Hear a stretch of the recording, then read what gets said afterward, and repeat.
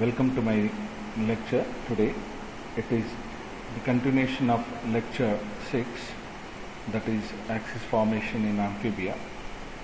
Friends, we have seen a brief note on cell cleavage and the importance of cell cleavage, morula formation, gastrula formation, and before that the blastocele, importance of blastocele, etc. in the previous lecture. And today, in the continuation of the lecture 6, we are going to study about the progressive determination of amphibian axis.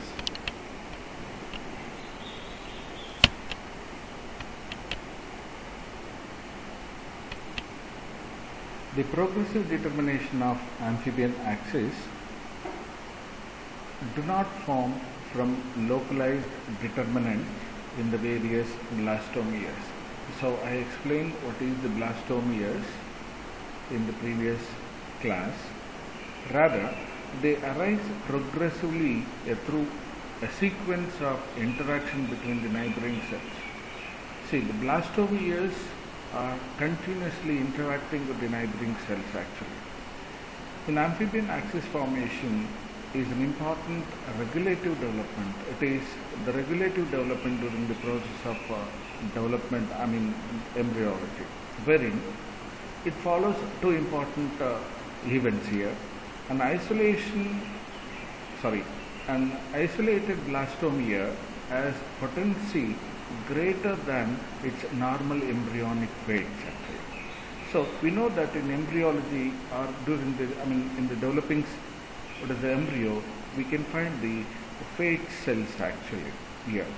So the isolated blastomeres, which are said to be a specific blastomere, which has more potential than the normal embryonic fate in the developing embryo.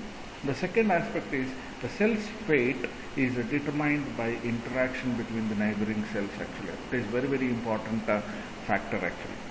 Such interactions are called as inductions actually. My dear friends, induction is an important term that we have to understand, and even in the future classes also you're going to see what is that induction actually.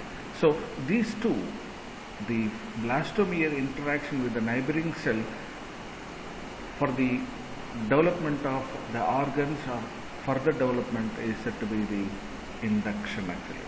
Such inductive interactions were responsible for amphibian axis determination.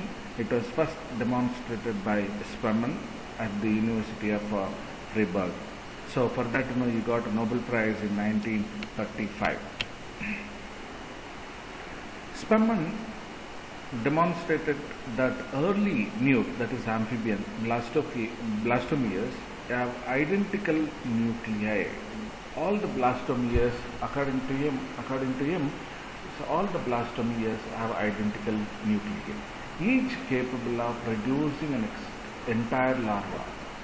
See that the statement, the cell which is having the nuclei, that is said to be a blastomere, can able to produce the entire larva after complete process actually. Spemann used a baby hare taken from his daughter to lasso, that is make a loop the zygote in a plane of a first cleavage. We have seen the cleavage, it is a vertical cleavage. Like that, he started tightening the loop to make that something like what is that, obstruction for movement of the cells actually. He then partially constricted the egg, as we have seen the picture here, A in the 8-cell stage, constricted the egg, causing all the nuclear division to remain on one side of the constriction. Look at the stage here in the 8-cell stage.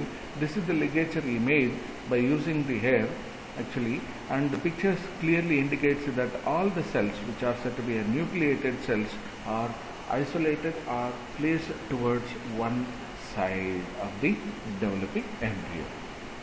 Eventually, later, as the 16-cell stage, the nucleus would escape across the constriction into a non-nucleated site. He found that there is something like, just a moment of the nucleated, what is that, cells migrate towards the non-nucleated area in the 16 cell stage. See, the cleavage then began on this side also. For that, however, whatever the ligature, whatever the tightness of the ligature, it doesn't make any barrier for the cell migration from this area to this area. So it becomes almost like, it is almost having a nucleated cells actually. So when the further cleavage occur in this area also, whereupon Spemann tightened the lasso until two awls were completely separated. Look at that. So after some time, he made the ligature very tight so that both the things are separated. So further, he saw that the twin larva developed, one slightly older than the other. So the next, in 140 days, the embryo development, he could able to see that one is very, very thin, another one is very, very larger one. So that means, each cell which is present in the blastomere can able to produce the new individual. So he concluded from this experiment that early amphibian, the nuclei were genetically identical, and that each cell was capable of giving rise to an entire organism. You please note this one here. According to the Spemann experiment, as I said earlier, the blastomeres are having identical nuclei, and each blastomere can able to produce the entire larva. That is the first sentence that I have given here.